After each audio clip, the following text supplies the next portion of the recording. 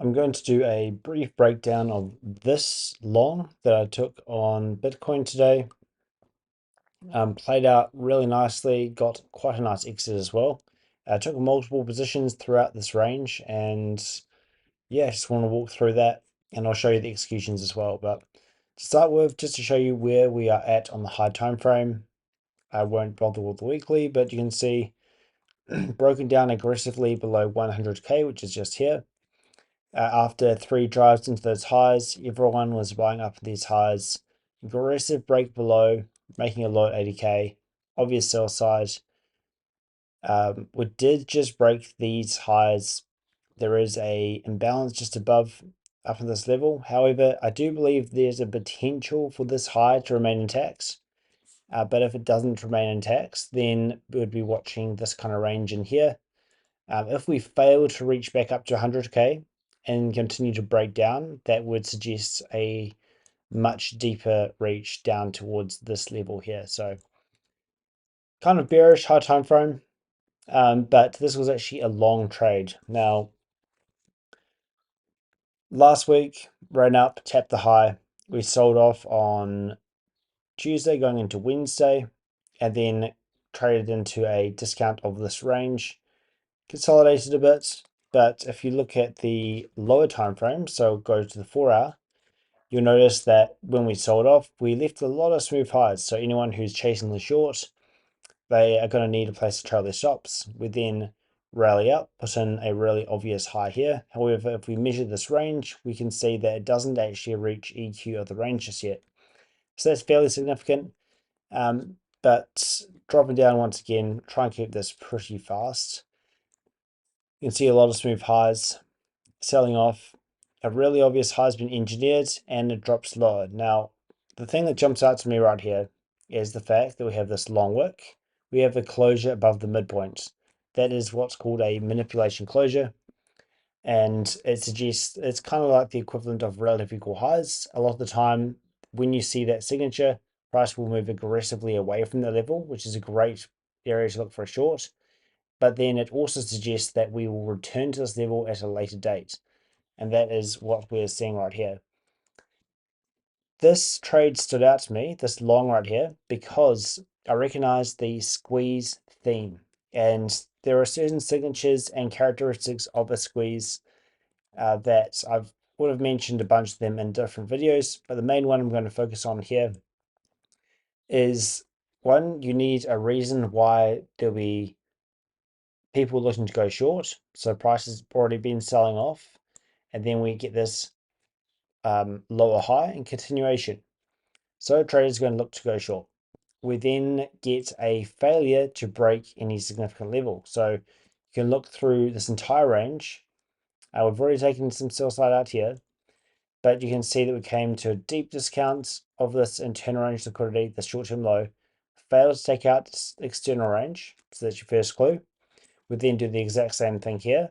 We engineer a low, make internal range, drop very close, but fail to break structure. And why that's significant is any traders who are, let's say, looking to go short, they're going to be looking to take profits when price breaks that low. However, when price never breaks it low and rallies against them, they're caught offside. So that's the same dynamic I'm looking for over in this area. Now, I actually had a limit buy set down just literally right below this low. And that's where I wanted to buy initially. I actually got, it wasn't there, it was actually set down here.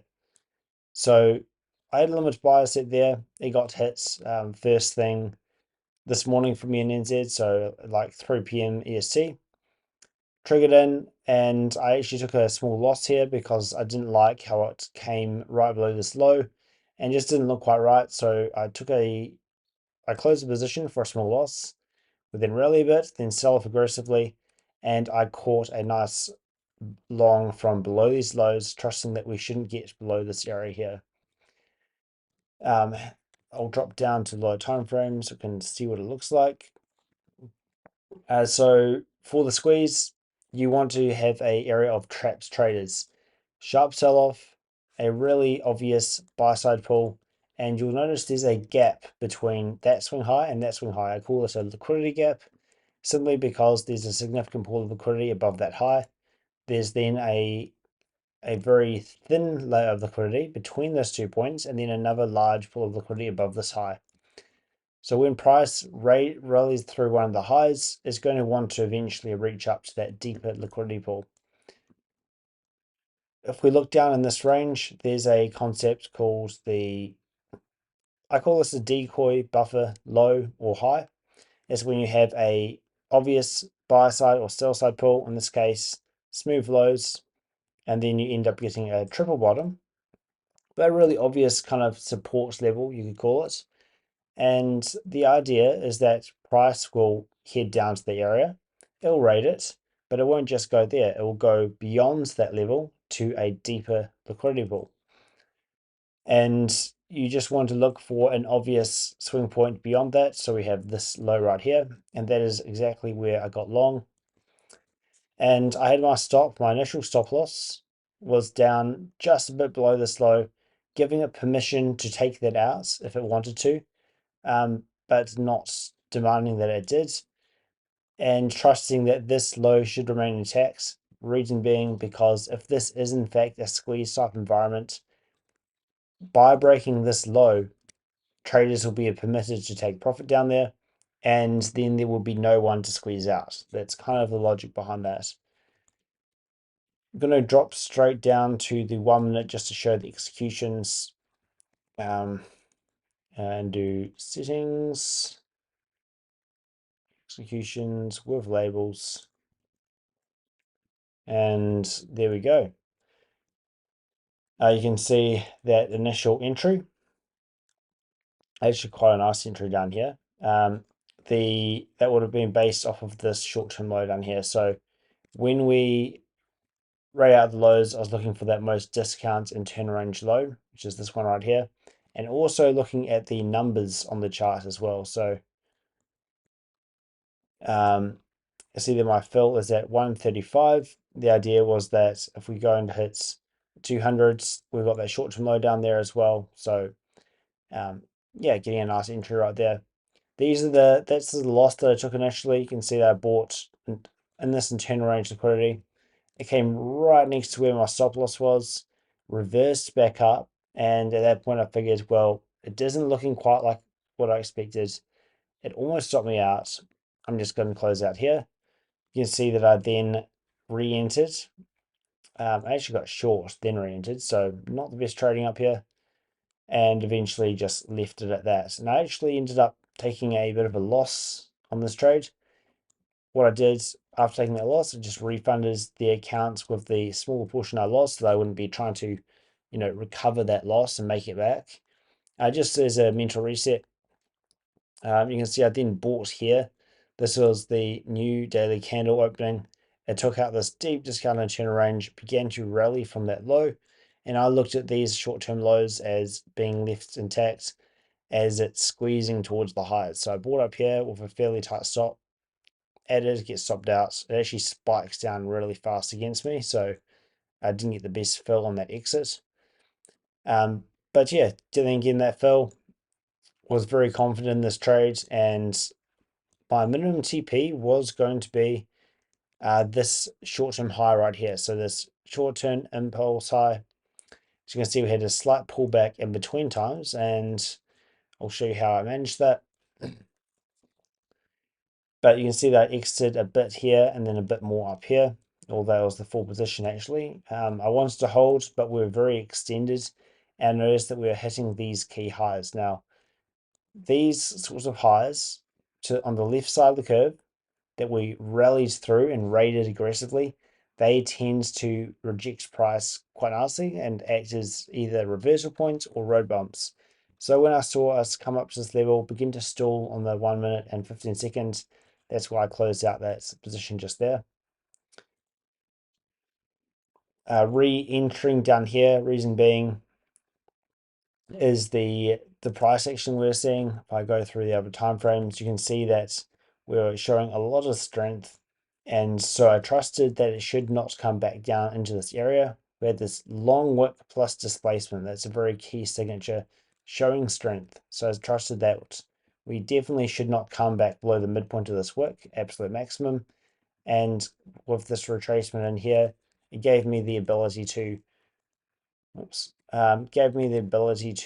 add back into the position quite high in the range, trusting that we should not come back down to this level.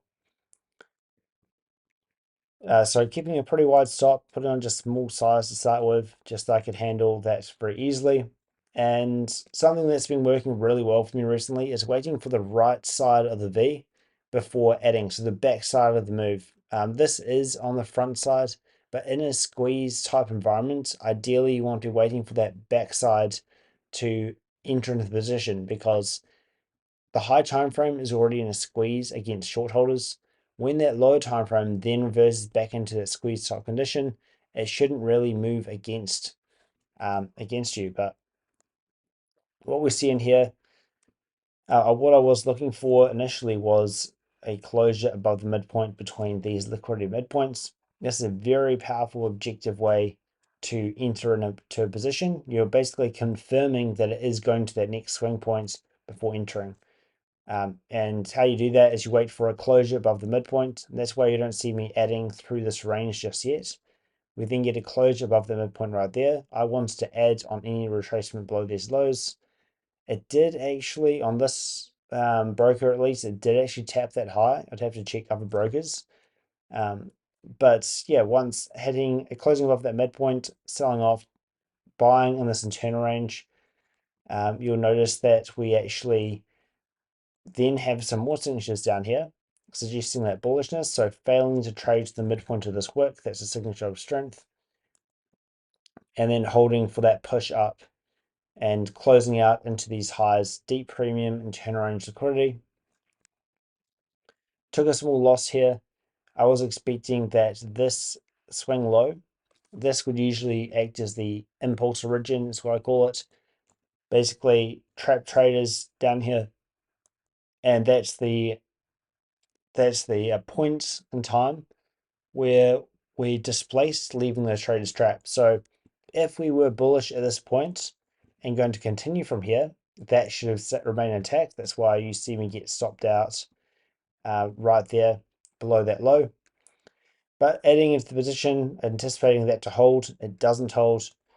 And if we measure out once again the midpoint between those two pools, you can see initially we do respect it, and you see me adding at that point. But once we displaced through that, I was like, okay, that's not what I'm after. Once again, a bit of a pointless trade, that one. Jumping straight back out though, recognizing that it was going to continue to melt. Walked away from the chart at this point, otherwise I would have loved to buy down below these lows. When I came back, we were already right up here. I wanted to add to the position right here, but I just kept on running. So at this point, I had a new thesis. It was clearly showing that strength, showing that squeeze up towards, where are we? Up towards all these highs. And it had hit it actually, but I trusted that we were very likely to take out this high. And ultimately, I want to see if we can reach up to 92.8K or so. So still looking for those longs. And what stood out to me about this is the new hourly candle, the 2000 candle. We have a very long wick. So long wick prints, and then we rally above it. So this would have enticed people to get short. Below it, we then rally above. It should hold price.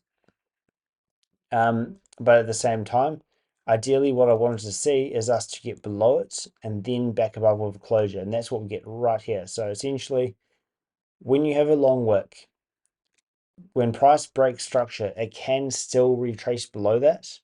But after retracing and then getting back above it, that's when you want it to hold. The same with, let's say there was a inversion fair value gap or any kind of concepts you want to use. Once we break structure, price can go back inside of it. But then once getting back above that structure, that's when it should hold following a retracement. But I anticipated that to happen. I also really like the trade, so I didn't want to miss it. So I added a very small portion there with a nice wide stop down here, trusting that we would not come back into this deep into the range. Adding to the position down here as we dropped into these short-term lows, and then waiting for us to reach up towards the highs. Now this is where it gets really powerful, where we have a multiple concepts aligning. So we have the closure back above the midpoint of this wick, and that's where our ad is. But at the same time, we're also getting this swing high, so the 1 minute swing points, and the next closest liquidity pool, we're getting well above that. It actually already hits this pool at that point, so that's strong. But also on another level, when I jump to the 5 minute time frame, zoom into that exact same area, we see a very sharp displacement downwards. So this is a very enticing large range down closing candle. We're then reversing aggressively up against that range. If you measure out this range, so we'll just draw a box on it, that becomes the midpoint of this range. I call it the SR mid. I'm going to drop to the 1 minute time frame. We then can once again mark out that midpoint of the range. This midpoint is a very crucial area, and the reason being is that when price is consolidating down here, you can imagine traders chasing that short, getting trapped offside. When we get that aggressive displacement through that level, the very next candle also closes beyond this midpoint without retesting it. That becomes a strong closure, and this becomes the impulse origin. This is the origin of the impulsive move that trapped traders on the wrong side. So you can trust the price should not return down here, and that this is showing that strength to head to this swing high, which is that 5 minute swing point. We don't hit that just yet through this area. Pulls back, eventually starts running high. You can see me exiting up in this premium internal range. I was targeting this short-term high up here, so they had the ability to potentially reject price. And then also, as we ran up into the highs, took some more off. So in this area, I would have actually liked to be adding, and this was, so yeah, I was going to add here and I wanted to, but it didn't give me the permission to, and I'll show you what I mean by that. So if I delete all these drawings that we no longer need to clean it up a little bit, and we don't particularly need the hourly candles just yet, or this indicator. But if we zoom out a bit, we can now see the market maker model framework structure playing out. And this is pretty powerful when you start to recognize this. Really simply, all you need for a market maker framework is the genesis of a move, which can be a consolidation or a reversal point, which is what we have here. You then need first stage of the model, which is usually an intermediate term low that is put in, or intermediate term high. And then second stage, which is just the run beyond that. Once you've had second stage, price can reverse. However, it does not always reverse. And when it doesn't reverse, it usually has a nice extended price run. So that's what I call the second stage impulse rejection failure. And that's what I wanted to add onto here. And I'll show you why I wasn't able to. So we had the smart money reversal down here.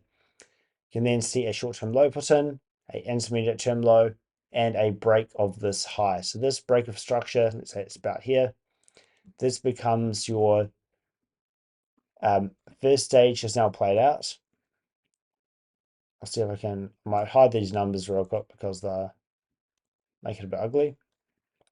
Once we break this structure, that is now first stage has played out with that intermediate term low. Following that, we're looking for second stage. So second stage, you can anticipate we should retrace and then break the high again. As soon as we break this swing high, this means that second stage has now played out. And as far as the structure of the market maker model is concerned, price could reverse from here. Because it had not hit my targets yet, I expected that it likely wouldn't. And how I enter in that situation is that I have a very powerful entry model using this situation where you're looking for it to begin to reject and then fail to do so. And what tells me it's a failure is a closure back above that swing high that just rejected price. The reason you see me exiting here is because for multiple candles in a row, 1, 2, 3 candles in a row, it fails to close back beyond that high after having played out second stage, and I was losing a bit of faith in it. I figured, well, I'll exit here, I'll see how deep it wants to retrace, and then as soon as we get a closure above, I'll take my entry. The reason you don't see an entry up here is because I have a very specific entry way of entering with this particular entry technique that is measuring out the midpoint between the closure that closes beyond that level and the actual swing high. My entry is meant to be at the midpoint between those 2 points, and the stop loss can either be at the most recent swing point or at the actual low of the swing point, which is the standard procedure. But yeah, you can see it never quite gave it, unfortunately. Ran higher, still held on to my runner, and I mean, it doesn't get much better than that. Like that exit, you can just see the arrow bar. I'll put on the labels again. That's a pretty good exit, and I can show you what that is based on real quick. 15 minutes should do it. So ultimately, I already mentioned, I believe we should head up to this impulse high, but below that, that's kind of like the more extreme. I'm actually pretty keen to go short in that area on a swing trade idea. But using that same liquidity mid concepts, if price was to reject, one of the points could be up in the middle of this range. And then what I'm looking for is what's a very near term thing that's slightly below that. And then my eyes jump straight to this short term low. So you can see a nice short term low. If price is going to head up to this gap, so I'll just draw a line there. If price is going to head up to this high, and we have a true inefficiency here where there was only sell side delivery through this range, no buy side delivery, a lot of the time price will rebalance that range prior to running it out. And that's just to give it the ability to move up there in one direction. Otherwise, it would want to just paint over that range for a bit before running higher. So it makes a lot of sense for it to reach up there, retrace, and then run high again. And right here looks like a really good spot for a long, actually. If it's a squeeze, this low is likely to remain intact. We've taken out this discounted turner range, but I'm not trading it right now, so it's all good. So yeah, that's why you see me exiting right up there, and yeah, it's a pretty nice exit, if I may say so myself. But yeah, overall, really happy with how I traded this. Obviously, there were a few areas I could have done a bit better. This one, like I wasn't actually stopped out. I did end up manually exiting, which is perfectly fine because it wasn't quite what I wanted. I should not, however, have jumped straight into a long. Although the long played out, it's yeah, it just wasn't my trade. And even if it had played out, it's like it would have been it's very high resistance and just wasn't what I was after. And that would have just burned my mental equity, and I wouldn't have ended up having a very profitable day today compared to what it sometimes is. So both in the challenge account and the personal, trading a lot of silver and gold as well. And I I just did an hour-long voice memo just talking about gold and silver, and the trading today was insane. I can show a few of those executions as well. But yeah, this trade is perfectly fine to try that because it was showing me signs that this could be it. And then ultimately, good entry. This was perfectly fine. I shouldn't have taken this entry right here. That one wasn't ideal. But really happy with especially this one. This is probably the best entry of the day. Just waiting for that closure back above the midpoint of that wick. But jump over to here. So this is my challenge account. It's just past this one, but it should still have the executions on here.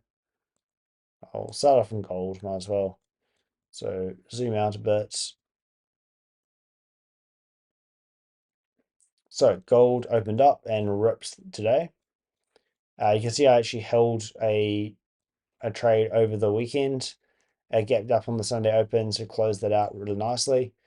This was also a squeeze theme trade, a very key one. Only held a very small, like 0.01 over the weekend, but made a good 30 bucks on that on this account, which is a 5K challenge. And then you see me buying up here. Now, this is an interesting trade because the all-time high is literally right here where you see me exiting the majority. And I'm essentially buying at the all-time high, but there's a very specific way I was able to do that. I was extremely objective with it, so it wasn't like I felt nervous or anything at all. I knew that what I was doing was exactly what I should be doing, and I'll show you what that was like in a moment. And you even see me adding to the position, once again using that liquidity mid idea. Let's see if I can turn that off. What do we have? So, I've got so many tabs open at the moment. So jumping over to gold, let it load. 1 hour time frame. We only need the 1 hour time frame right now, but you can see last week rallies up, pulls back, some nice SMT with silver, dropping into a previous area of accumulation, rallying higher, going into Friday. Once again, we're getting those signatures of a squeeze with on Friday. We find that real quick. That's the same chart you can see.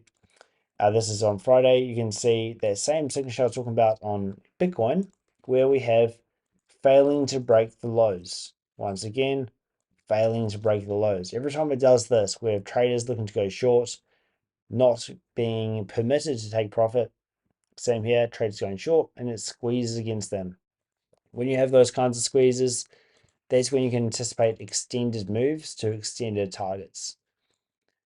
But in this particular scenario, what gave me that long, which I took, which is right there, was based on that liquidity mid concept. So we find the buy side pull that we've just hit.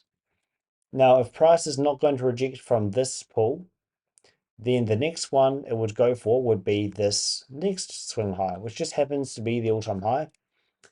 However, no matter what high it was, it would still work. And I'll just draw that all the way across. So that's the all-time high, and then that's the swing high that we just break right there. If we drop to the 15-minute time frame, we now see that we certainly do get a closure, multiple closures above that midpoint. So that's telling me that this is now the draw on liquidity. Price could, for sure, retrace down to, wherever it wants to go. Like it could come down here first and then go up. However, it could also just rip up, which it does. And I was able to capture that because on the 1 minute time frame, we have some narrative going on.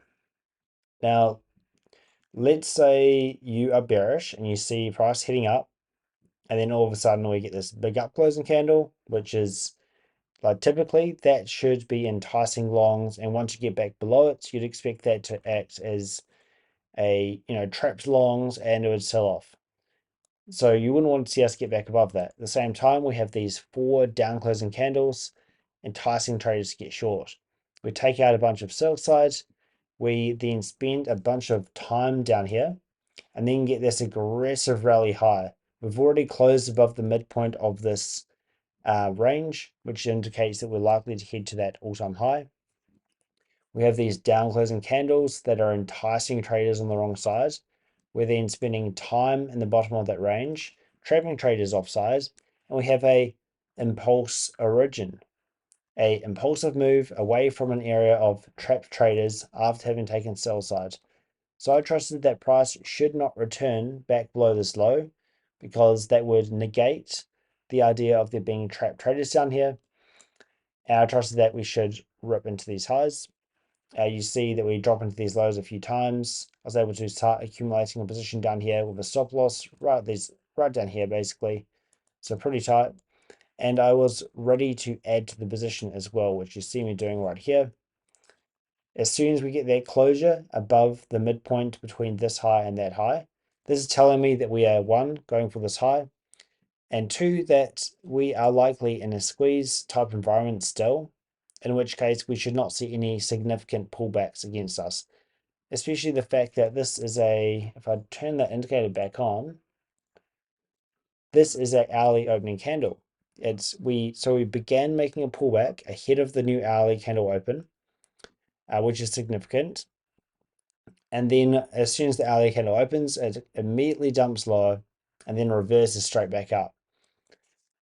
All those things combined with that closure past the midpoint of those two pulls gave me the confidence to add to the position up there. And it's why you see it's really small, I know, but see me adding to the position up here. I did close it out relatively fast, so there's something I need to work on still, obviously. But I held a runner up towards a bit deeper into the range and had to take profit sitting up around 60 or so. And yeah, it was a cool trade. And then probably the best trades I had today, that's the wrong thing again, was actually on silver. And go to silver, very similar, extremely bullish. I was actually way more bullish on silver than on gold. And the same thing happens, gaps up, rips. But on silver, we have, so you can see a nice manipulation closure right here straight away. Closure below the midpoint of the wick, rallies up. That is a indication of a squeeze. And at the same time, there's indication of the potential genesis of the moves, the starting point of a buy program, which you see running out right here. But this was by far the best trade of the day. By far. And this is actually the trade that passed this account. So if I jump over to the silver charts, you'll see account passes here. In fact, it passes to the tick. But you can kind of get an idea of what I was seeing. I made a really bad error here, however. You'll see that I actually bought right here and sold down here. And the reason why, well, I shouldn't have been doing it for one. I was buying on the front side of the move. Now we're in a squeeze type environment. I believe that we are the narrative at the moment and the theme is that we're squeezing out anyone who's going short on the high time frame. And in those types of situations, at least I learned last week after blowing an account, my personal account, which I recovered 3 times already, is that in a squeeze environment, I should be waiting for the right side of the curve, the right side of the V, for the back side of the move. Now this entering as price is going against me is the front side. I didn't have any way of proving how far price was going to go, although I believed it would go below this low. But I didn't have a way of proving that. And that just results in me losing money essentially. And I also did this in my personal account, and that was very close to putting me a bit on tilt. I actually ended up going long right here, taking profits, going short there, taking profits. And then I was like, okay, I need to stop trading silver altogether. Like that's just not how you trade. Then I saw this downtrend, failure swing, aggressive move up, trap traders, known efficiencies, and clear objectives. And this was 100% what I was looking for. I was extremely confident on it, is that there was absolutely no way I could miss this. So took on my personal and on this account. Buying up here, trusting we shouldn't retrace back down deep into this range after having this failure swing, which enticed shorts. People looking to sell that lower high, they start thinking, okay, cool, we're going to take profit at the lows. Price never gets there, moves against them. So getting long there, taking a profit as we hit this premium gap. We actually failed to break that high. I don't know if you can see my mouse, so I'm going to use this. We failed to break this high, so taking profit. Prior to that, we then pull back into the range, adding back into the trade. And the reason I'm adding here is because there are no inefficiencies on the left side. So this is all completely balanced, which means that price does not need to retrace into this range to balance this side. And short retraces a bit, but basically you want to see it partially left open, which is it is an ICT concept. But there's a additional layer I added to this that was extremely powerful and actually gave me some additional entries, which I can show on the other side. But you'll see, yeah, entering and then exiting into these highs. I had 3 different lots on, and you'll see that absolutely nailing the high, which is the one that passed my accounts perfectly by like $2 extra. And the reason why you see me doing this and peeling them off and not just holding them all is that in the past, I've been really close to passing, these accounts, and they'll be like, well, you know what, this trade could pass the account if I hold my full position size just to here, then I could pass the account in one go. And invariably, it always, results in a blown account. So I was like, okay, I'm going to trade this like normal, take partials at these logical areas such as this deep premium and turn range, and then once again up there, and then holding this one just until it passed basically for this one. But just being logical for how I was managing the trade, even though I was that close to passing accounts, and it just happened to pass basically perfectly up there. And yeah, so I'll show you about this area and why that stood out to me and how I was able to trade that. So as I mentioned, this area over here is already balanced. Price does not need to return into this area. So when it retraces, I anticipate this should remain partially unfilled. We also have this swing low down here. As you see, we have this failure swing. So traders, you can imagine traders trying to get short in this range. They're selling the lower high and they're thinking, cool, I'm short. And then we have this another high at that same level. And then this point right here, this is the area where price displaces from that area of trap traders, keeping them trapped. That combined with the fact that it shouldn't retrace deep into this range, told me that this would be a very safe place to put a stop loss. And then this is where the additional confluence comes in. So you'll remember me talking about liquidity mids. That can be used for both confirming a confirmation or confirming a reversal. Sorry, confirming a continuation or a reversal. In this particular case, this was confirming a reversal by the fact that we actually respected this midpoint. So if I grab this tool, this is the swing low. We then make a new high. But from the swing low to the next swing low is down here. You're looking for that midpoint. Do we get a closure below it or not? In this particular case, we do not get a closure below it. We're really higher, drop down, have a failure swing. Once again, characteristic of a squeeze is failing to take out those lows. You can see all through this range, failing to break the lows. Taking out this short-term low, but failing to get very deep into the range. A quick work down, but then you get that squeeze up into the highs. Yeah, so all those characteristics together, you then also see us respecting the midpoint of this range. This is a order block. We had the exact same thing as this playing out in gold on Friday, and I can even show you that example real quick. But if you just picture this real quick, in fact, I'll even screenshot it. Just going to screenshot that. Head over to gold, and I'll show you exactly on Friday where we had that precise situation right in here. And I actually took some entries long off of it. But once again, very much a squeeze environment. And if I paste this here, do you see the similarities? And this box that I'm drawing out, this is essentially a order block. This is from the open to the low. That is what a order block is. Like as far as candles go, it's from the opening price down to the most extreme low. We're then respecting the midpoint of that. Same thing here. Also notice how we're getting that same signature, failing to take out the lows. Same signature, failing to take out the lows, the impulse origin remaining intact. In the past, like a few months ago, I would have seen, oh wow, impulse low, price is going to go straight down there. But now that I understand that in the context of a squeeze, this is the point where traders are trapped. And so now I'm able to, like all of a sudden, I'm able to buy price because of it leaving equal lows. rather than before I'd feel sketched out because, oh, like, how can I buy right here because there are smooth lows below us? But now it is different. And I took this trade as well. They already showed, this must be the wrong account. Oh no, this is just a different broker. The other broker has slightly different pricings.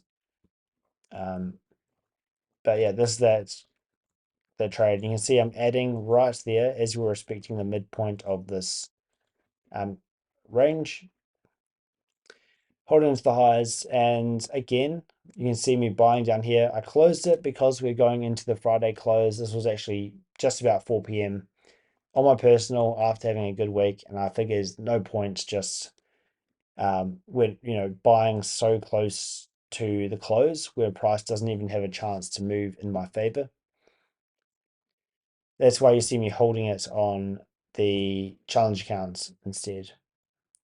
But yeah, buying right at that midpoint of that range, using a lot of those same concepts I talked about before in regards to a squeeze, but there's probably about 5 very specific characteristics and objective measurable things that I've found so far that I can use to help me get involved with a trade that is a squeeze. And one of those things, as I already mentioned before, was that strong closure. And I'll show you that really quickly with this in regards to this example. But if we look at this range, we have an hourly swing high that makes a low. The very next hour fails to take out that low again. There's a characteristic of the squeeze, and then rallies towards this high. So that's telling me this is a squeeze reversal type framework. And then if we measure out the midpoint of this range, draw out a nice line on that. Do we, on the 5-minute time frame, close above it? And the very next candle also closed above it without retesting. That is indeed the case. It means that this is now the impulse origin. And if this is the impulse origin, I expect price should not return down below this low. When it fails to do so and it rallies higher, okay, how do I get involved? Well, if we drop down once again, and we identify, okay, well, where are the swing highs that we are targeting? So if price was bearish, we just hit this buy side pull. You'd want to see, does price want to reject from this pull? And if it fails to reject from this pull, where would it go after that? The very next swing high is up here. We get a closure beyond that liquidity midpoint. After that, sells it off. And that's why you can see me accumulating a position through this range, because I was then confident that this was an absolute minimum we'd hit this. And that's in the context of this high time frame squeeze, which I believe the absolute minimum should be up here, which we didn't hit until today on Sunday Open. But overall, that's worked out really nicely. You can see once again, dropping deep into the range, failing to break that low is also indication of a squeeze. Just putting all those characteristics together then gives me the confidence to hold as well, because if you think about a squeeze, like one of the first principles of a squeeze is that the fuel is only going to be added to the squeeze at the extreme end of the pain threshold. So if there's a trader who's short, they think, well, okay, maybe price can come to here, but there's no way price can come to here. And if price comes this far and I move my stop just a bit above the all-time high, then, that there's no way price could possibly go past that. Price goes past that, and all of a sudden they're like, okay, I've just moved my stop like a million times over. They're about to get absolutely liquidated. And only at that point right here, where they're about to get completely liquidated, does that liquidity into the market as fuel. And then you get these massive rockets. That's one of the things I've recently realized about squeezes, and that's going to give me the ability to hold trades a lot further than I have in the past, and absolutely milk the shit out of these trades. So as you can see, that ran very high into the range, but understanding that it's only when it's gone beyond what you think is reasonable that the fuel is going to be added in a squeeze type environment. So if you can recognize the signatures, recognize ways to get into it, and when it's showing you all the signs of this being a squeeze, wait for it to get beyond what is reasonable and then see if it wants to give you that bit of an extra push. So it's the last tip for this video. But yeah, pretty epic day, pretty epic trades. And yeah, interested to see what Bitcoin does. If I open that up just real quick before we close.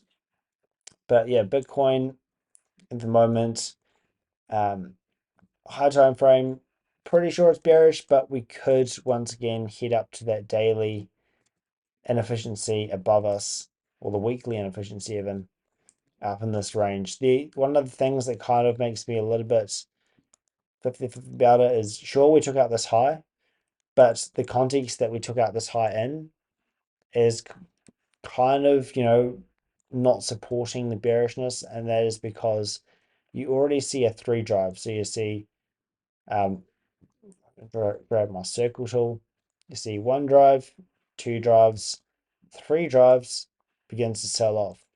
Usually that should indicate that this should hold. The fact that it didn't and we already tapped that high kind of makes me a little bit 50-50 on it. Like, is that indicating that it's actually going to head up for another sweep?